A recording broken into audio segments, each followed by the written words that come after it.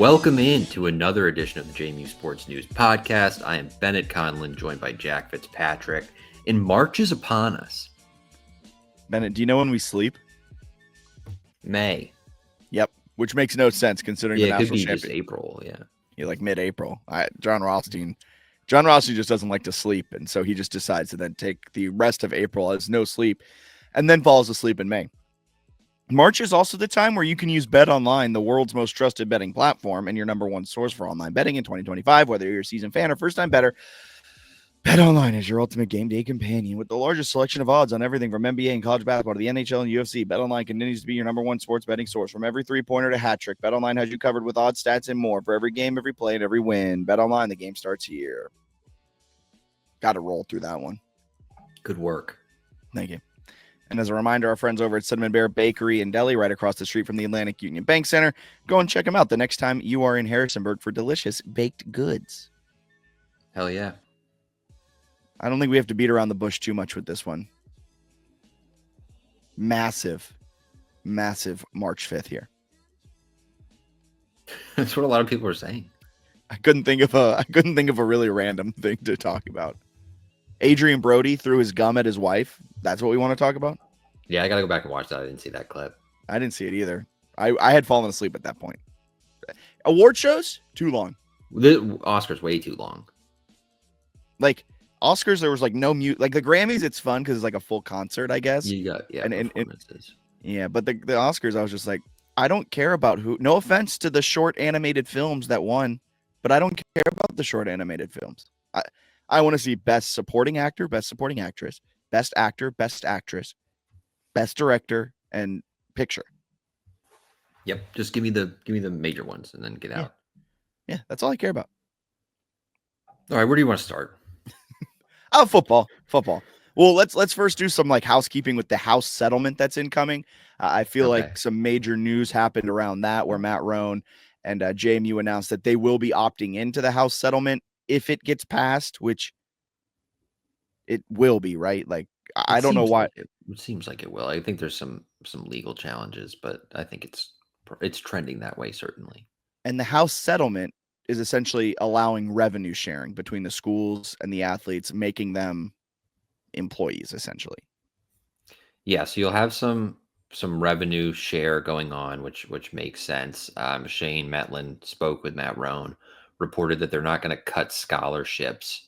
So they're not trying to reduce sort of what they've got going on at other sports, which I think is an exciting news for fans who enjoy following all of JMU's athletics and not just the football team. But I think like some of those are still kind of like some of exactly how it's going to work is still a little bit TBD. You can have 105 football players on your football roster. You can have all of them on scholarship. It sounds like JMU is going to just stick with that 85. So they'll have 20 like walk-on guys, which is certainly a little bit of a disadvantage compared to like the highest level P4s where they're probably just going to pay all of their 105 and have them all on scholarship as well. So it's going to be a little bit different there.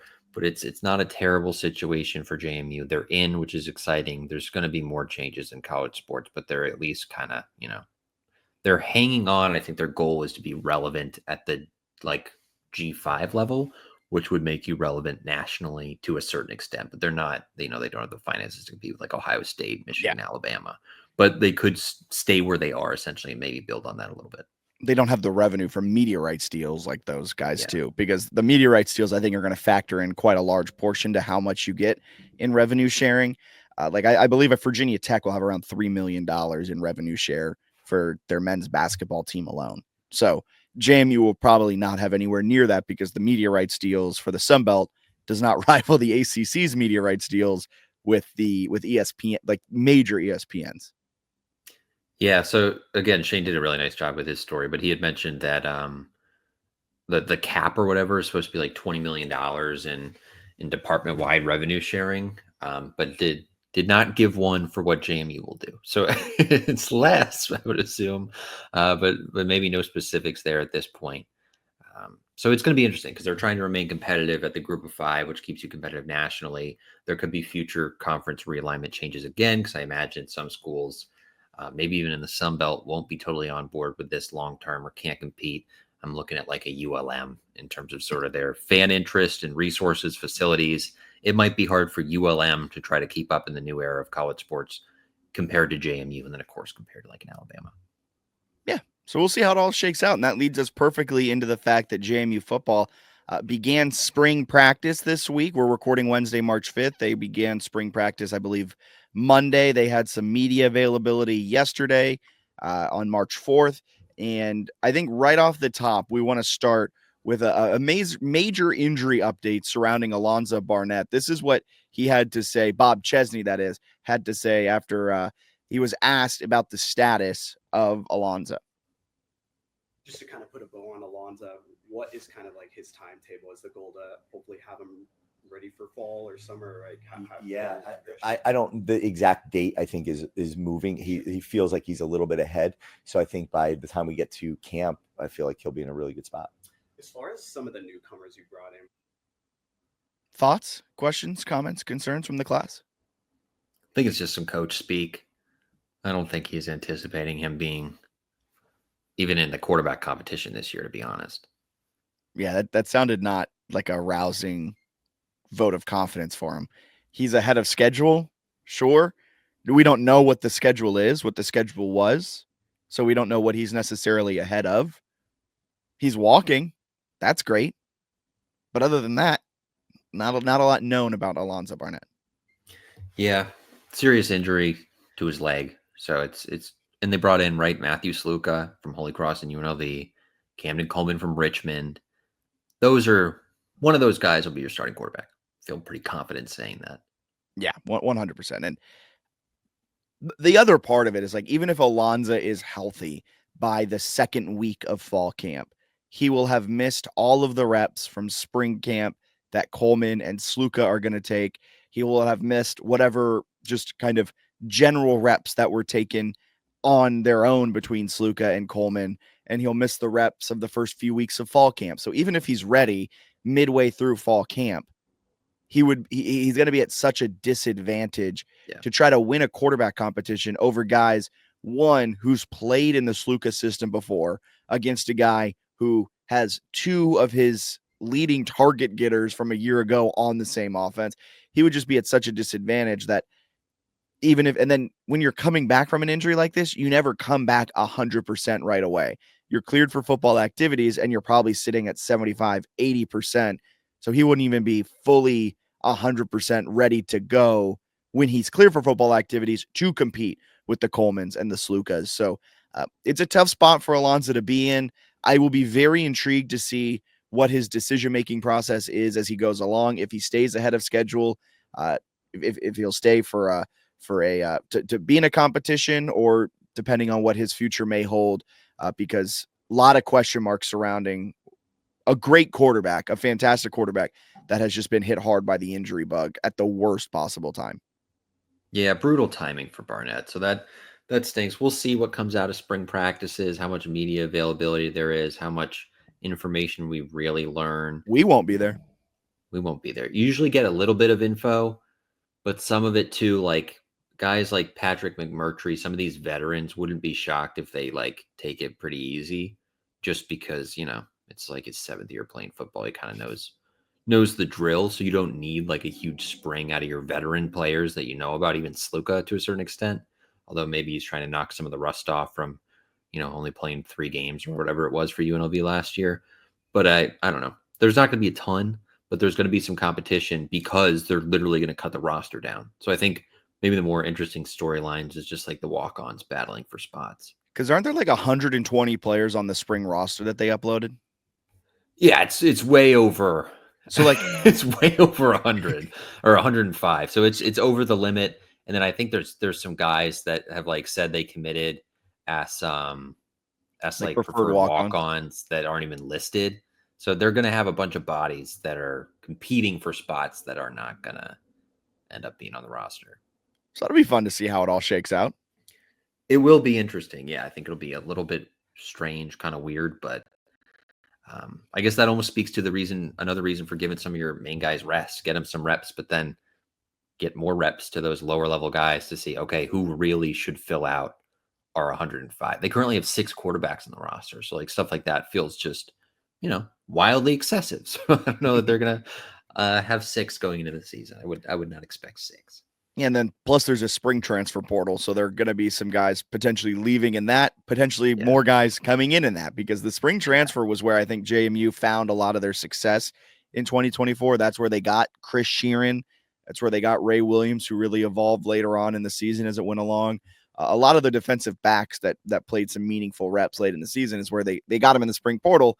So you say they're going to bring in, let's say, 3 to 5 more there. That's then 3 to 5 guys that are either going to leave through the transfer portal or 3 to 5 guys that they're likely going to have to cut at the end of. So it'll be interesting to see. Was there anything else that stood out to you in that media availability, the first media availability of JMU spring practice?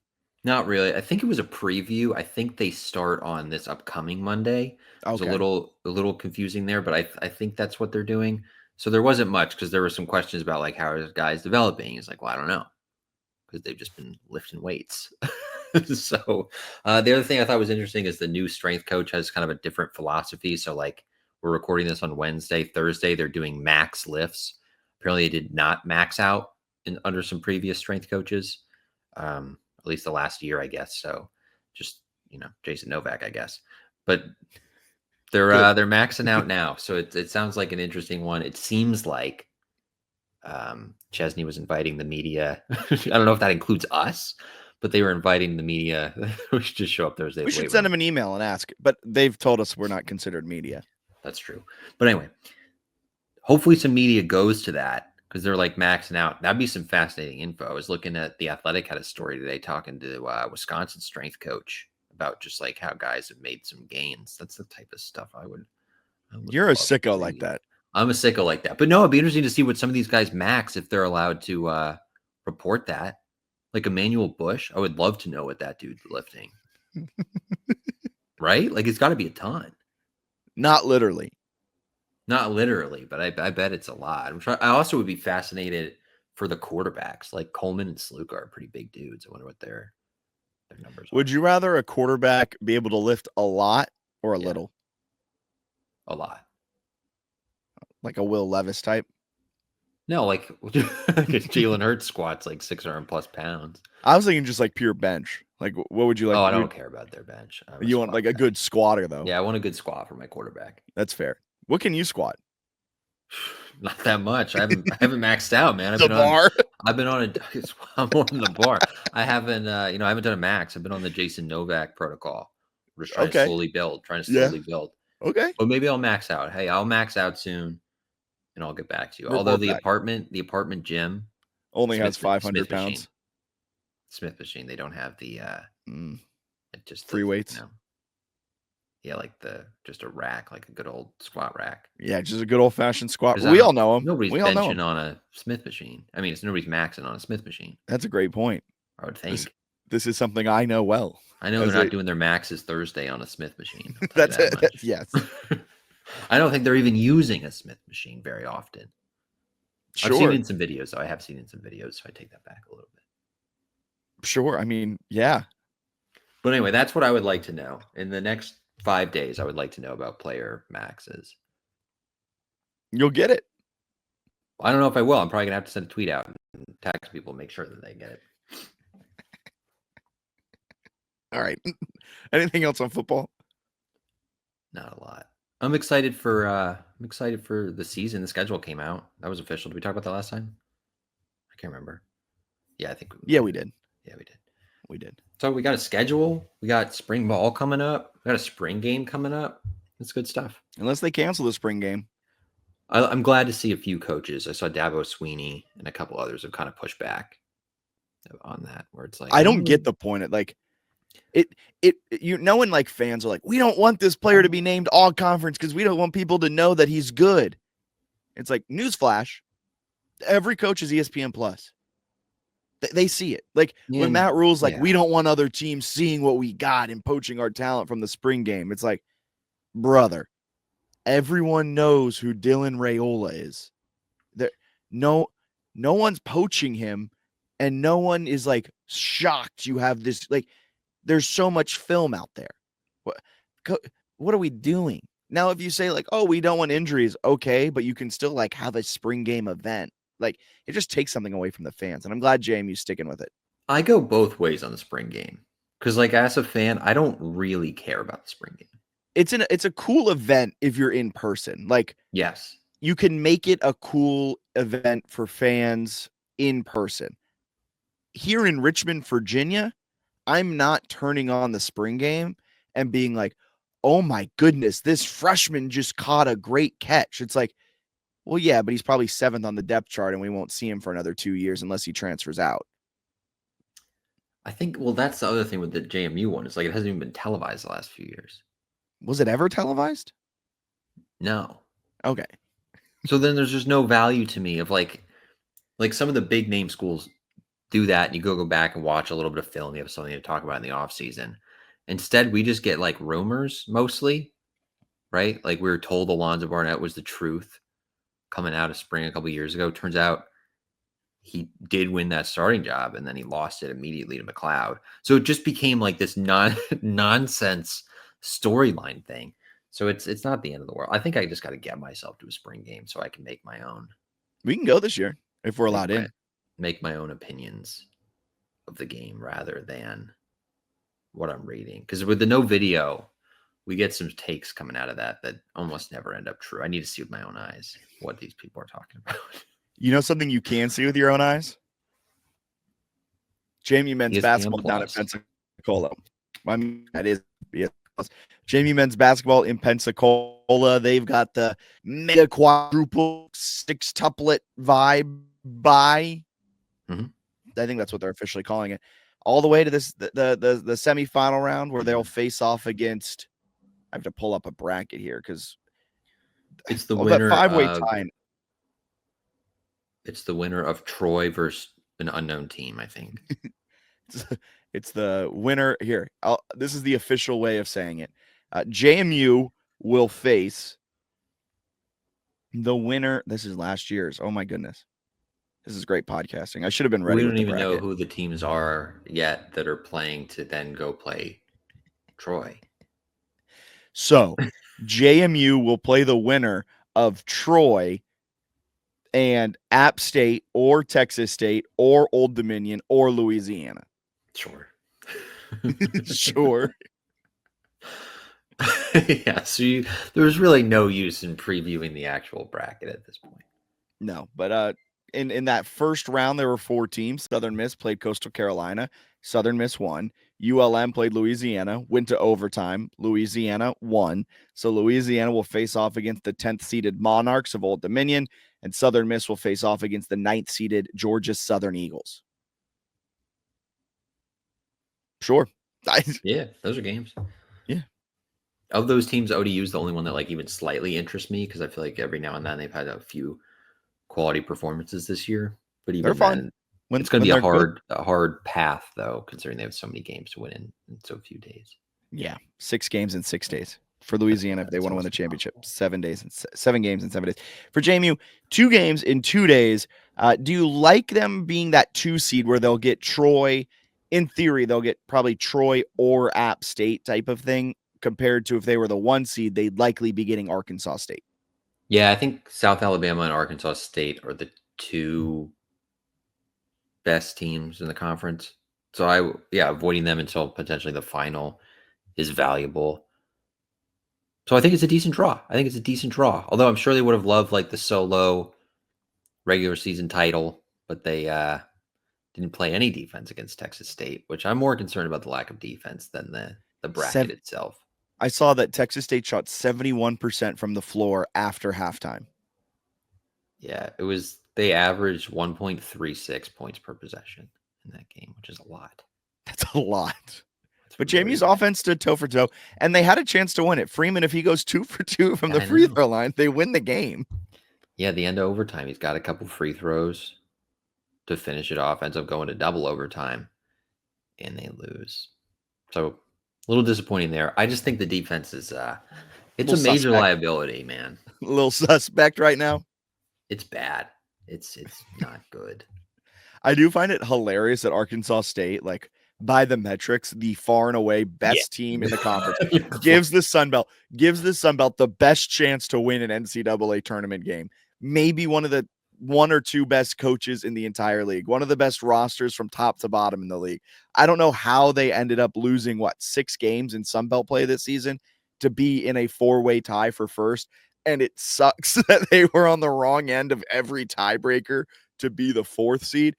Hilarious to me that the Sun Belt crafted this amazing new bracket, this Frankenstein style bracket that's supposed to protect the best teams.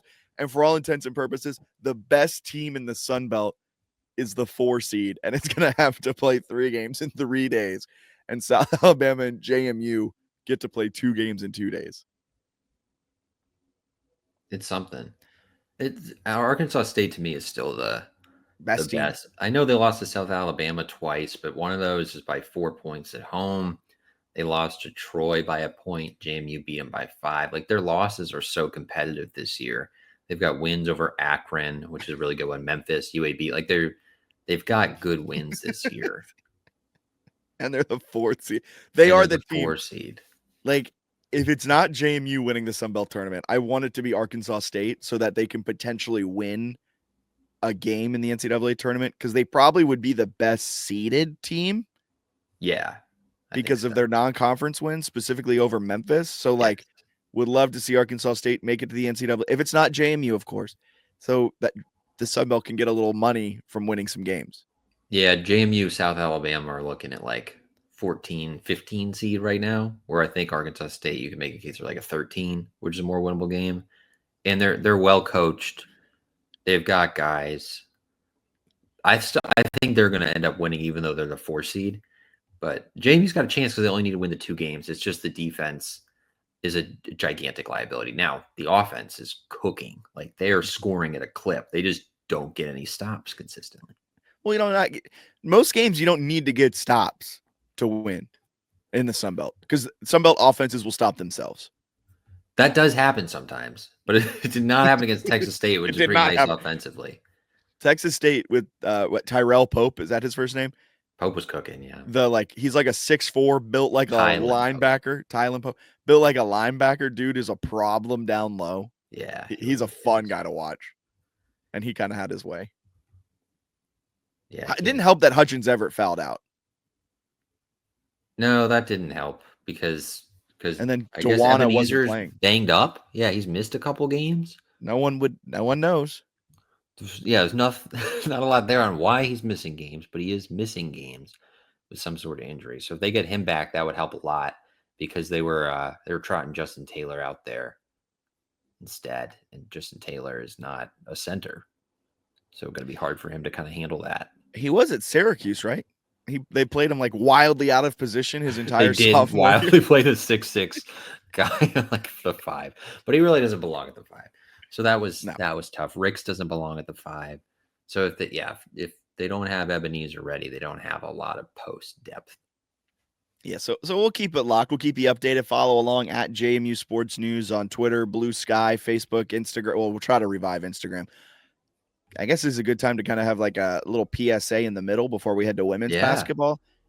If you want to help us with our social media, shoot us an email or shoot us a DM, jmusportsnews@gmail.com, or you can DM Bennett on his personal Twitter, me on my personal Twitter, or the JMU Sports News Twitter, or reach out to us on Blue Sky and let us know. You can also DM us on Instagram, but that one is a little slower to respond to. But we're looking to kind of relaunch and revamp our Instagram. Our bandwidth is kind of taken up with Twitter, with the podcast, with our YouTube, and with Blue Sky. So if we can get someone on board to help us out managing some social channels, we'd greatly appreciate it. There'd be some payment involved as well. So you can email us, DM us, whatever it may be, if you want to help us out with some social media stuff. And I think that's a natural time for a break as well. We'll step aside with a quick little break, be back on the other side as we continue breaking down Sun Belt tournament time, but now on the women's basketball side.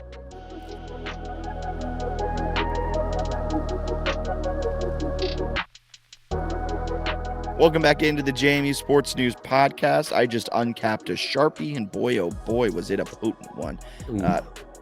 Wow. talk men's basketball. You ready to talk some women's basketball? The GOATs? They got to win the league. Yeah. I mean, they're not an at-large team, unfortunately. Yeah, I don't see that happening. I do not This see that happening. This feels very similar to last year's conversation that we were having with the men's basketball team. Yes. Where when we were interviewing Mark Byington, we were like, why should you guys be an at-large team? He goes, we are one of the 64, 68 best teams. And it's like, yeah, you're right. Like, you are. And I think the same goes for JMU women's basketball. They are one of the best 68 teams in the country.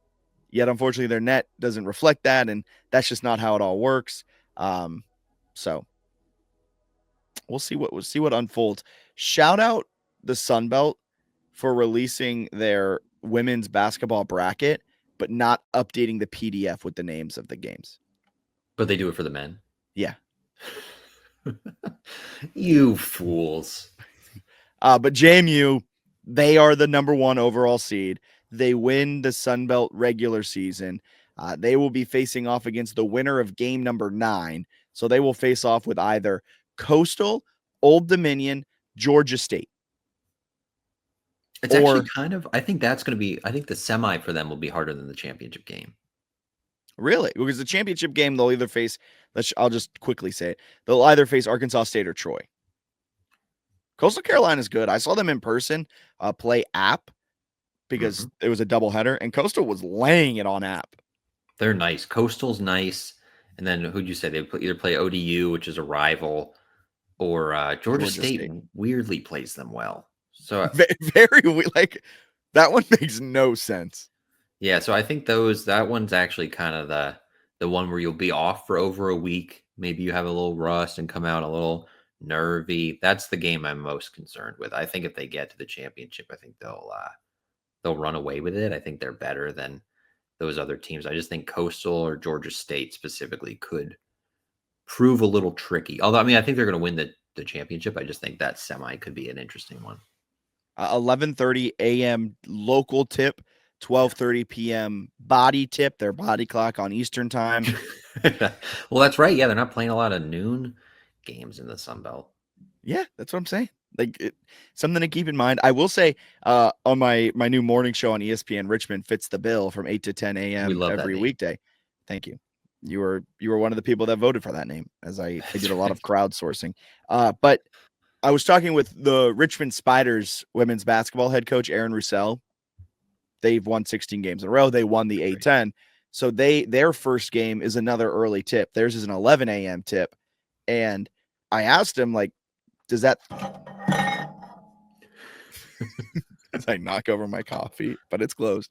I was like, does that change anything for you? Like coming out at 11 a.m., you don't have a lot of 11 a.m. tips. That's similar for JMU. You don't have any 11:30 a.m.s or 12:30 p.m. body clock types of tips. And he brought up something really interesting where their warm-up time on the court is the same. So everything pregame it might be different, like an earlier pregame breakfast, like your pregame meal is now breakfast, not lunch. Your treatment is a little earlier, all of that. But he was saying pretty much when you step out on the hardwood to begin your game prep, once you get to the arena, that's all exactly the same. Where when you're playing the second game in a day, it's all different. You might have a truncate, instead of having 45 minutes, an hour and a half to get your pregame routine going, you have 30 minutes. And then the anthem's not playing, but you got 30 minutes right into the starting five and you're going. And he said he actually prefers, and he thinks his team prefers too, those games where you have the same routine once you get to the arena. That's an interesting point. So maybe some value there. And then of course the age-old conversation cliche. Rust does not exist. Rust does not exist. Stop it. Do not even bring that cliche. No, I'm not saying rust. I'm saying that like this is one that you can't be like, oh, it was early, because both teams are tipping off at the same time. Oh yeah, that other cliche. There was so many cliches to choose and from. And whoever they play, Coastal, ODU, Georgia State, or I guess ULM's not making it that far. So whoever they're playing is also an East Coast team. So like that's even not an argument. Right. So that shouldn't be too much of a factor. I do think, though, we're going to overblow, especially on the men's side. I think we're going to overblow this only having to win 2 games and play 2 games thing just a little bit. Like Arkansas State's got to get 3, JMU's got to get 2. I don't know. Like I don't think it's that hard to win 3-3 compared to 2-2. Well, yeah, 100%. The old bracket was 3-3. Yeah, so I Like don't if think you were a that's top that seed, hard, yeah. especially on the men's side. I think for the women, JMU went 18-0 in conference play. If they don't win the next 2, it'll be a bummer, right? Because they were perfect in the regular season. Yeah. That would stink. They should finish the year, what, based on your math, 25-0 in Sun Belt play. That's right. That's right. So they should win these 2. They'll get to 43-4 going into the NCAA tournament, if my calculations are correct. No, but they'll be 29-4. They could be a 12 seed. They could be an 11 seed. What was They the go win late? a game. Not to get over my skis a little bit here, because they do now have to win it, because at large is all but off the table. Seems unlikely, yeah. What's the latest bracketology say? 12 against Tennessee at the 5, which I would not love. So Tennessee fell down a seed line, so they would no Yeah. longer host. Yeah, it would be in. I think they had him in like Raleigh with NC No. State at the 4. So. I would love that, because we could go to that game. I just don't want. I don't want Kim Caldwell. Get Kim Caldwell out of my face. Didn't we suffer with her enough last year? That would be tough to like watch all the Kim Caldwell videos throughout the year and be like, God, she's incredible. I'm so happy she's not in the Sun Belt anymore, and then just to have to interact with her again. But imagine how fun that game would be, because remember that Marshall game when it was like 100 possession game? They shot 100. Like, what were some It insane would be stats? interesting to see how they did against that press now with like better ball handling, just like a more complete version of themselves. I don't think it would end well though. It's Like, a real bummer don't that play a press team. if they played Kim Caldwell, that their season would essentially end with 3 presses. Like 2 years ago, the Ohio State press that they decided to do in the second half that blew away an 18-point lead. And the last year, the Marshall super high pressure, fast paced team ended the season. And then if they get Kim Caldwell and she does end up winning, it's just like, Jesus freaking Christ. Just a friendly reminder, since it happened a year ago, they turned the ball over 39 times in that Marshall game. And they went to overtime. I've never seen anything like that game. 39 turnovers. How many shots did they take? I'll pull it up. I just remember the 39 off the top of my head because that broke my brain. Yeah, let's go down memory lane. To watch I've ever watched. But also, so many people knew I was a JMU alum, and that game, like in the sicko basketball college sports community, got a lot of buzz. And the amount of people that came up to me and they were like, "What the fuck was that game?" Because they just knew I was a JMU, and I was just like, honestly, I have no clue. But they had a chance to win. Okay, so they had 39 turnovers, 53 shots from the floor, and they had 45 free throws. Was there 100 in there somewhere? 100 like points. I feel like there was 100 involved somewhere. Was that? I don't know. Oh, let me see how many. Yeah, Marshall took 99 shots. That's what it was. I knew it. There's something. It's disgusting. They took 99 shots and 38 free throws, but they shot 30% from the floor and 17% from 3. They were 8 of 46. Realistically, Marshall should have won that game by 40. Yes. What a stupid game. And then everybody was like, well, this Marshall team, like, they could be frisky in the NCAA tournament. Like, just ignoring the fact that they forced 40 turnovers and still needed overtime to be, like, an above average JMU team. And then, of course, they got spanked right away because you can't press teams if you're not, like, making your shots. And then they went from the number 1 overall team in the Sun Belt, making the NCAA tournament, losing their coach, and being the 11 seed. It was something. I will say, though, it was kind of interesting. They would almost like press JMU after missed shots because it was working. Like any ball pressure was just a turnover. What a wild game that was. And then they needed Anna Goodman to hit 2 free throws to send it to OT. She's like a 50% free throw shooter and cashed them both. Needed her on the court against Texas State. That's true. They should have tagged in Anna Goodman. Flown her in. Mark Freeman, who shoots like 85% from the line, sits. She cashes them to get out of there with a win. Little known Sunbelt rule: you're allowed to tag in women's or men's players, vice versa. in regular season finales on the road. Okay. Really, it's a really nuanced rule. Glad you knew that. It is. Man, some of these You turnover numbers are sick. Who had Two the most players with turnovers? touchdowns in terms of turnovers in that game. Who had the most? Chloe Sterling and Hazel both had 7. Peyton McDaniel had 6. Heaven Bristow had 5. Basically, everybody. This is also hilarious. Where Anna Goodman, 19 minutes, 10 points, no turnovers. Just like she was efficient. She was wonderful. Everybody else was throwing the ball away. Well, because you just get the ball down low and just go immediately up. Yeah, well, that didn't stop some of the other. Actually, no, the bigs. None of the bigs were turning it over. Kozlova, no turnovers. I don't know why they didn't just. I guess because they couldn't get across the court. They couldn't get it to them. What a sick game. What a sick game. So many memories are flooding back. Huh, that was a fun game. Man. Yeah, hopefully we avoid her this year. Okay. That's a long-winded, interesting way we can wrap up the Sun Belt Conference tournament preview. We'll be back.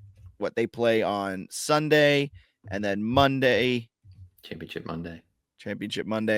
So we'll be back next week to kind of break down what hopefully went right for both teams, what went wrong if either team loses, and preview the NCAA tournament because we'll have a fuller picture of everything a little bit more ahead of the NCAA tournament.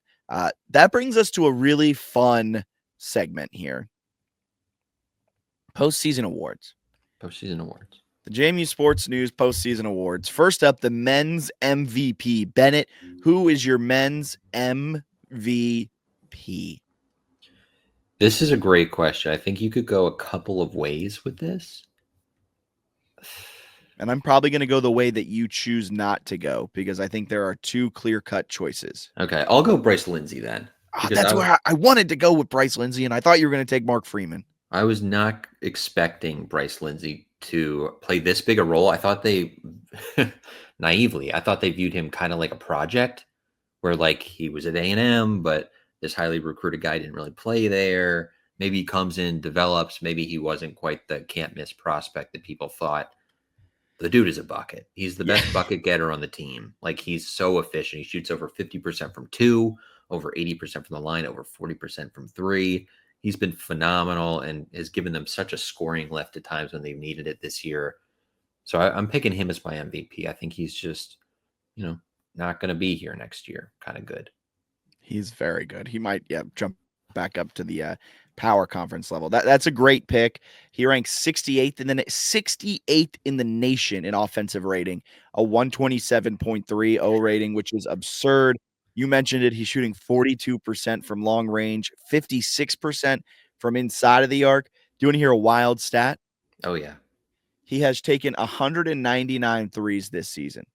He has taken 91 twos. He loves a 3. He just get him outside the arc. He's going to have himself a good time. I spoiled my MVP. It's Mark Freeman. I don't think that's necessarily a shock. You got the sticker shock one. You got the fun one. But Mark Freeman, the go-to guy, whether he's getting a ton of minutes off the bench, whether he was a starting lineup guy, whatever role they threw him into, he excelled in. He's eaten up 74.4% of the minutes for Preston Spradlin this season. He's been efficient offensively. He's been good, not great defensively, but has done exactly what's been asked of him. He had that role, that stretch there for a couple of games where he was absolutely balling. Then a tough Georgia swing, but then finished the season with a good performance against ULM, helped shore up that win late. He finished with 27 points against ULM, then a tough 1-for-2 trip at the free throw line. But I won't hold that against him as he finished the game with 19 points against Texas State. A good finish out to the season. Really liked Mark Freeman. Really liked what he brought to the team, and glad he could finish out his college career with JMU. Well said. All right. Women's team. Peyton McDaniel's my MVP. Yeah. Sun Belt Player of the Year. I can't even zig. You zagged, I'll zag right there with you. She does everything well. She's rebounding at an incredible clip. She's playing the best defense of her career. She's an elite scorer, team leader, just an obvious MVP. And they've surrounded her with really, really good talent, where Ashanti Barnes has been awesome. Kozlova has been awesome. Rose Scott. Hazel, Stevenson, Robinson at guard. Like they're just she's surrounded by so many good players that it makes her, the fact that she's the best player in the conference, stand out even more because she can have an off night and it's okay. And then when she's on, they win by 20 plus. She 34% shooter from long range, 44% overall, averaging what? 16 points per game, 32 minutes per game, which is a career high. I mean, great stuff from Peyton McDaniel. And she's my pick too. I could try and zag and go, with Rose Scott, just an excellent 6-man, but Rose Scott's going to be my X factor. And that'll take me right into X factors for the women's team. My pick is Rose Scott. She comes off the bench. She's made one start this year for senior day, has played in every single game this season, 11.3 points per game, shooting it well, doing exactly what is asked of her on a night in, night out basis, and seeing this type of performance from her.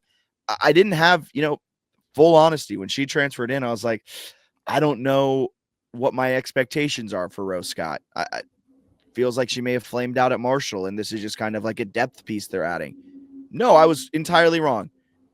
An exclamation point to start the season with 19 points in 22 minutes. And then from there, she just had a very solid season as the go-to 6th player off the bench for head coach Coach O. I like that. I'll go Bree Robinson for my X factor. Was thinking about Ashanti Barnes, but I think when you're getting 10 and 8 a game, probably just too good to be my X factor, maybe. Fair. Too clear a contributor. But Bree Robinson has not started a game this year, 31 games off the bench, averaging about 5 points a game. But it's the defense, the on-ball defense that's so good. She's got 50 steals, which is second to only McDaniel on the team. She's been a really great addition. I think she's kind of surprised me with how valuable she's been her first year after transferring in. So I think her and Zakiya Stevenson, their ability to help and handle the ball, play good defense, pass the ball well. They're both pretty solid in terms of creating assists. They seem to know their role very well, which is kind of what they're looking for out of the guards this year. So those two have impressed. Bonus X factor, Hazel. Constant X factor. She's just always that. Like, her JMU career never was the best player on the team, but was always the player that was needed. She plays her role extremely well. Just wanted to shout out Hazel because watching her play these last few years has been awesome. At times when they needed scoring, she was the dude. And hopefully she can finish it out with a Sun Belt crown in an NCAA tournament win to finish out her career. Because Peyton McDaniel's not done. Peyton McDaniel still has another year of eligibility. And Barnes got another one, and then both the guards that I had mentioned. So they're returning some good players. But yeah, it would be cool if Hazel could wrap it up on a positive note. Yep. All right. Men's factor. X factor for men's. The men's factor. Is that a hair product? Sounds like it could be. Men's factor. I think that's like the gray hair stuff. Men's. I am Googling it. No. Oh, interesting. There's a men's. What comes up for the men's factor search. Oh God. Men's factor. There's a men's factory in Mexico City. There's also a men's factory in Jalisco, Mexico. Are they producing men? I don't know. That's just the men's factories. Okay, who's the men's basketball X factor? Considering Hutchins Everett, but again, might be the Ashanti Barnes situation where he's too good. I'll go AJ Smith. He Good feels like a little pick here. His rebounding, I think, is particularly valuable. He seems like he has also found his role where he's not trying to be a scorer, but can score. He's a decent free throw shooter. That's another thing Bree Robinson's great at. She's like 85% from the line. But Smith's a really good rebounder, so I'll take him. I think he's added nicely, and I think he could take a bigger step, a bigger role next year, his final year of college basketball. I'm going to go with Eddie Ricks. That's a good one. I love Eddie Ricks' game. He was a fantastic shot blocker his freshman year at Moorhead. He's still a very good shot blocker in his second season at JMU. Probably one of the better ones on the JMU team. I'm just quickly looking. Yeah, one of the better shot blockers, the best next to Elijah Hutchins Everett among players who get actual like game time. And he can step out and hit the three. Now, he's not a guy that's going to necessarily shoot at a 40 or 50% clip from long range or even a 35% clip, but he hits it enough to kind of stretch the floor and make you respect it. He had he had 8 points last game. He's just been kind of plugging away with 8 points, a double-digit performance here, doing what's needed of him to get these wins for JMU. And if he sticks around, I think he will be a very good junior in Preston Spradlin's system. Yeah, I think my issue with Ricks compared to Smith is like you got to get your money's worth when you're out there. So Smith leads the team with 77 fouls, and Ricks in more minutes only has 42. So it's like if you want to be the X factor, like maybe throw your body around a little more. Okay, yeah, sure. I just love that Smith he perfectly fits like what his body looks like. Where it's like, hey, he looks almost like he'd be a linebacker. And he's committing fouls at a high clip. He's slamming into people in the glass. He's running around hard. Ricks is definitely more of a hooper, like a pure hooper. Yeah. Not even close. I was going to say, Smith Ricks is like, is this his first pick as a sport? Those kind of vibes. So that's why he's. Is this his first pick as a sport? Are we sure he didn't want to play football at first? That's why I like him the most, because he seems like almost sometimes Sunbelt refs are like, you can't come in that hard on a rebound, where Ricks will come in like naturally over a guy, maneuver around him and lay it in, where Smith will like just slam through your back, which I personally like to watch. I will say I have the same thoughts about Elijah Hutchins Everett. I see him playing, I go, tennis seems like your first sport. That's right. And you know who's a sneaky pick here? Our guy Ebenezer, because they looked lost without him available. That's a good point. And he blocks shots. He just doesn't get used. He's quote unquote nearly invisible, according to Ken Palm, which means on minutes that he is out there, he is used on less than 12% of the possessions. I think they just stick him down there to eat up minutes while Hutchins Everett's not out because he knows the defensive system. And they tell him, guard the paint, because his block percentage is absurdly high at 8.3%. Yeah, he blocks some shots. The other stat that I like for his that I think is important and sort of fits with my vibe and why he could be an X factor, he leads the team with 7.9 fouls committed per 40 minutes. And you can commit 5 a game and then you're out of the game. He's averaging, if he played a full 40 minutes, he would almost foul out twice. That's sick. He comes in and he is hacking you. Probably why he has such a high block percentage. He's either blocking the shot. He's not playing that much. He has 61 fouls and he's averaging, that's second on the team. No, sorry, third on the team in fouls committed, despite being like 8th in minutes played. That's sick. He knows his role. He and in there and hack. Luke Anderson and Ebenezer were averaging the same number of minutes per game. And you're looking at just drastically different fouls committed per 40, 7.9 to 2.6. 61 fouls to like 9. Gotta love it. My X factor is basically a dude who's willing to commit a lot of fouls on defense. He knows his role. He steps in and they go, we need an enforcer, and he does it. I say that while simultaneously complaining about the lack of defensive efficiency. You can't have it both ways. All right, so X Factor for you, AJ Smith. X Factor for me, Eddie Ricks Jr. MVP for you, Bryce Lindsey. MVP for me, Mark Freeman. MVP for you, Peyton McDaniel. MVP for me, Peyton McDaniel. X Factor for you, Bree Robinson. X Factor for me, Rose Scott. Yes, well said. All right, that'll wrap up the hardwood portion. Let's move to a quick update around the spring sports. Do we have to talk about baseball? Yeah, I want to shit on baseball for a minute. Oh, you're just gonna outright say it. No, they're 5-7. They're 0-5 on the road. They're 0-5 against Power 4 teams. They lost to Maryland. Maryland's not that good this year. They lost that one 8-4. Virginia Tech, they lost 7-2. They lost the series to Fairfield, getting outscored 21-2 Hey, over the final hey, 2 games. hey, Tough team from up north. Fairfield was the preseason favorite to win the MAC. I'm gonna have to go back to the podcast. I definitely said the same thing last year, and you didn't care. You were like, "I don't care. I don't care about that." But they did sweep Fairfield. But you were like, "If they don't anything less than a sweep, it's nothing." So last year, I stand by that this year too. In fairness, if you want to be an NCAA regional team, you sweep Fairfield. That's kind of my take. Is like they're not gonna. I don't know. And then like Charlotte looked really good. Was against Arkansas. Yes. They looked really lost good. I all think they got three, but swept. But they looked really good. They have a 3-game series at Charlotte this weekend. They were losing that series for sure. Not that I former voice of the Charlotte baseball team for a couple of years, so I still follow along closely.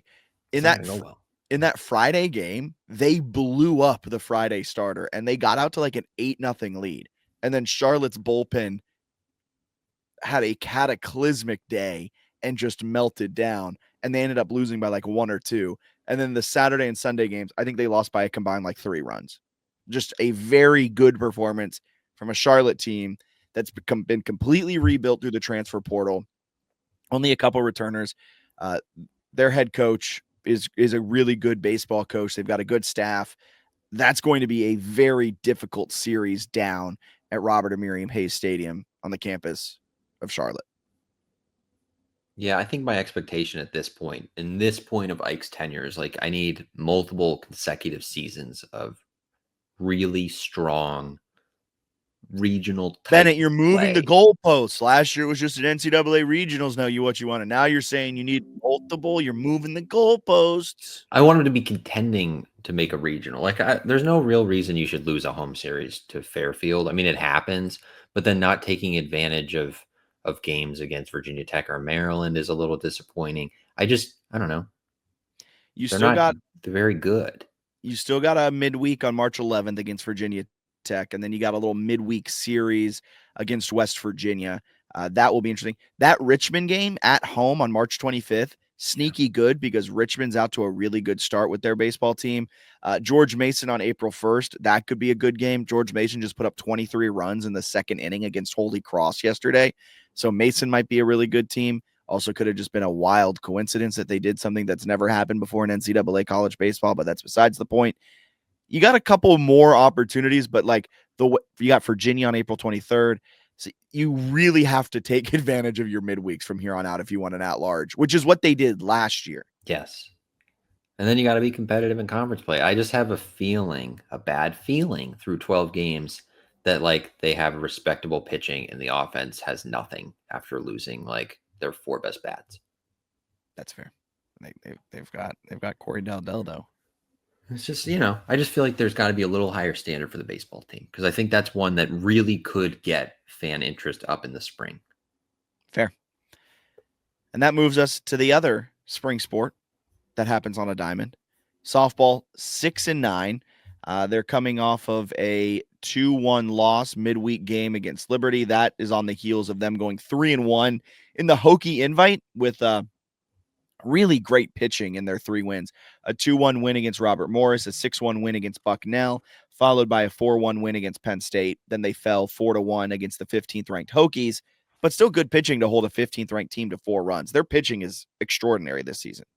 Yeah, and then Liberty, which I think is like 22nd now, clipped them 2-1 in a midweek, but they're doing some good stuff. They've looked very respectable and competitive after starting 0-5 that opening weekend. That opening weekend, they were reasonably competitive. I think the Georgia one makes it look a little uglier, but they seem to have found their footing. Bella Hensler out for the year, which is a huge bummer. She'll be back next year. So they're moving in the right direction, although they have like almost no chance at a regional because they went 0-5 in the opening weekend. Yes. This weekend, they've got the Lakeside Book Company tournament where they'll be facing off against Binghamton, Radford, Binghamton again, Fordham, and Radford. A jam-packed weekend. Wins? That sounds like a bunch of wins to hopefully me. Hopefully it's a bunch of wins. And then they got a midweek next week against Virginia at their place. So a big stretch of 1, 2, 3, 4, 5, 6 games coming up before they hit conference play pretty hard. UVA is nice now too. I know. So is Virginia Tech, which is clear evidence by their 15 next to their name. So we'll see what happens. I also love the late March midweek one game against Cal. Hell yeah. Do you think Cal's over here for like a Cal's got weekend, to be playing somebody else, like probably UVA, right? Virginia Tech, Yeah. and then they're like, "Do you want to play a quick midweek game?" And I'm JMU sure was it's like, something like that. That's just a fun one to take advantage of. And they do in April, they get Virginia at home, which I think will be sick. So we'll see. They've got chances. I mean, if they go on like a crazy run in conference play, you never know. I think the issue, similar to baseball, is that it seems like the pitching is ahead of the offense. This is one where their pitching has been so good this year. They're 6-9. I mean, you can make a case that they should be like 11-4, 12-3 with how well they've pitched. Yeah, 100%. Lacrosse, they beat Florida, man. That was a crazy I did not game. see that coming. 17-6. I don't think they saw it coming, a close game like that, because they were up like 10 going into the fourth quarter, and then Florida claws its way back, and JMU barely holds on for the win over the 5th-ranked Gators. I think that first game against UNC is the outlier, and I think we all us included, overreacted to a 14-2 loss. That's what we did last year when they beat UNC. Yeah, 100%. Now looking back, it's like, maybe the first game of the season against a national power is tough, and we shouldn't read too much into it, win or loss. I think that's fair. But it is hilarious that they have now made almost the Richmond game. I don't think was a nail biter the entire way, but Virginia Tech, you get down early. UConn, you get down early. You then beat Richmond, and then Florida, you are on the edge of your seat until the clock hit triple zeros. We also might be looking at like I don't want to say generationally good, but the UNC team is disgusting. Like they're so good. They beat Syracuse, which was number 4 at the time, 16-8. They have a 14-9 win over Florida. They played Liberty after JMU and they won that one 23-1. So they played Temple 19-3. They're scary. So maybe it's just a case of like, hey, you played the eventual national champion and like you're one of the 6 best teams in the country instead of number 1. Fair. They get another test on Saturday again. They're at home against Maryland. The 8th-ranked Terrapins come to town, and then they begin American Athletic Conference play on the 15th, the next Saturday. So they got 3 games in 3 weeks, which is a nice kind of lull in the schedule to lead them into that game in Nashville against the Vanderbilt Commodores. Yeah, I'll probably pitch a 2,000-word story for the Baltimore Sun on JMU lacrosse if they can take down the Terps. Just like who are these upstart girly pops from Harrisonburg? I think that would get approved. Well, you're the assistant sports editor, so you got some pretty big pull. They got a lot of sway, yeah. Yeah. So tell the sports editor, hey, buddy. That's typically what I do to my bosses. Every day I'll log in and be like, hey, buddy, I got some ideas. And then we go from there. I mean, hey, that's the way to grow. That's what people are saying. That's what people are saying. Anything else you got to add?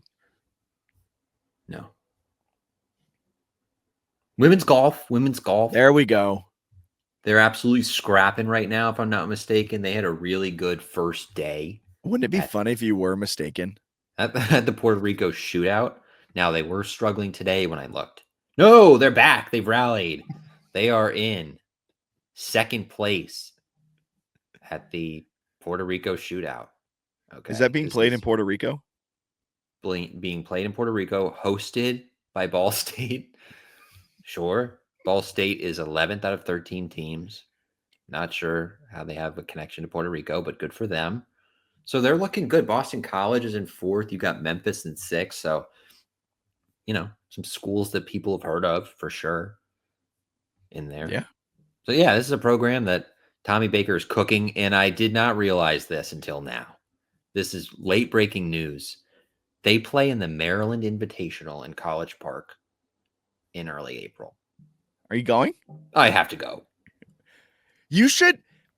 I doubt this will ever get approved, but how cool would it be if you got to like write a huge feature shadowing Tommy Baker for a day at the tournament? I'm going to ask. I'm going to ask. Maybe I could also just ask like Maryland's SID and then just follow Tommy Baker. Tommy goes, who is this guy just following me? I might have to try to get out to that. That would be a lot of fun. Yeah, what? Okay, that's new information. That's breaking news here for a schedule that I'm sure has been out for months. Months. Probably since the fall, right? Yeah. Late breaking news here as well. The Desert Mountain Intercollegiate for men's golf is this weekend in Scottsdale, Arizona. They play in anywhere? No, they don't play near me. So tune into that. Hosted by Michigan. Hosted by Michigan, because that makes so much So did sense. we host? So, I don't know if anyone's listening at this point. This is just conversation between us. The Dorado Beach Intercollegiate seems like we hosted that in Puerto Rico. Huh.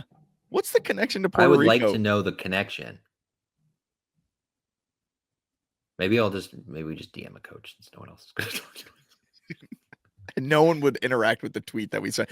Breaking news: JMU has a connection to Puerto Rico. I like that Tommy Baker idea. Thank you. There's something there. I would read it. I'd be sick to follow them around for a day. Get some tips on your game too.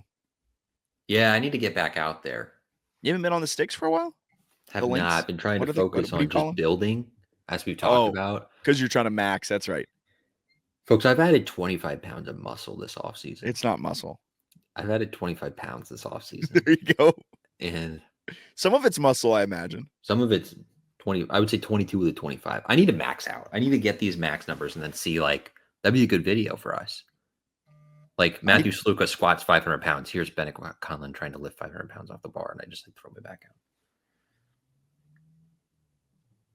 Sure. What do you think Sluka's max is? Squatting? Yeah. I don't know what a lot is in squatting, so I'm going to say like 400. No, that's mid. If he only squats 400. Oh, what did Jalen Hurts max out at? I think he stopped at 600. Okay, well then I'm going to say Sluka can do 500. Okay. I'm going to talk to Hayden, I think. Because there's no way Sluka squats more than an NFL quarterback. What about Coleman? I bet Coleman puts up numbers. I don't think so. Hold on. Didn't he tweet it when Camden? he was transferring? I thought sometimes they randomly do that, you know? I thought he put his tape up. He might have done that. That's because he was real quiet. He was real quiet with his transfer stuff. Yeah, he just said, no, wait, hold on. Here's his film. Nope, he put it in. Okay, can I guess? Yes, you're going to guess. Camden Coleman. Yes, I am going to guess. Thank you. Camden Coleman squat 450. 550. What? You told me you got Sluka out here squatting 200. I said 3. You said no, 4. I said 4. That's crazy, though. Yeah, I need to get some of these numbers just because they would make me happy, even though it's like, I'm sure, similar across programs across the country. It'd just be fun to see, like, Emmanuel Bush squat, 5,000 pounds. I want to see how much Emmanuel Bush can bench. Yeah, his bench would be interesting. Who's another big boy? I would also like the other way, where like slot receivers or like Wayne Knight. Like, is Wayne Knight putting up Ymir putting up numbers?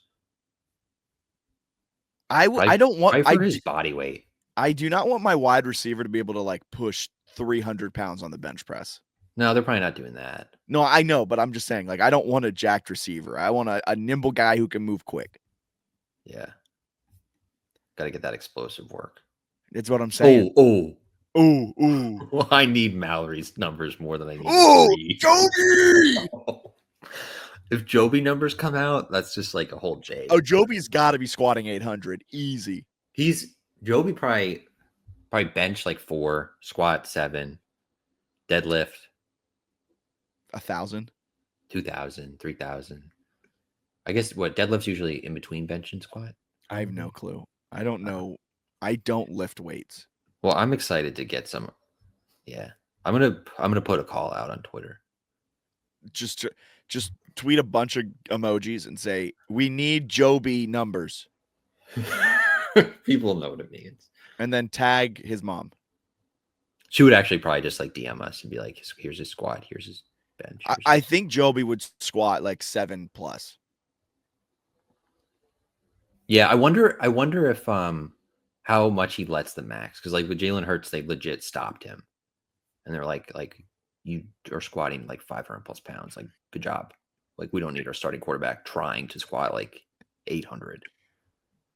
tears his quads. Yeah, it's like there's no reason to, like, once you get to a certain amount of strength at a position, you did it. Yeah. I would agree with that. We might just do a bonus pod when the numbers come out. Just you alone. It's just reading me like, numbers. this is fucking nuts. This is also the most times we've ever cursed on a podcast. Sorry. It was I think I said it more than you did. I gotta read the Wisconsin one. Okay. All right. Anything else you got to add? No. Okay. Bennett will just be drooling over weightlifting numbers over the next week or so until we're back next week for the JMU Sports News podcast presented by Bet Online. We'll talk to you guys then. Have a great rest of your day. See ya.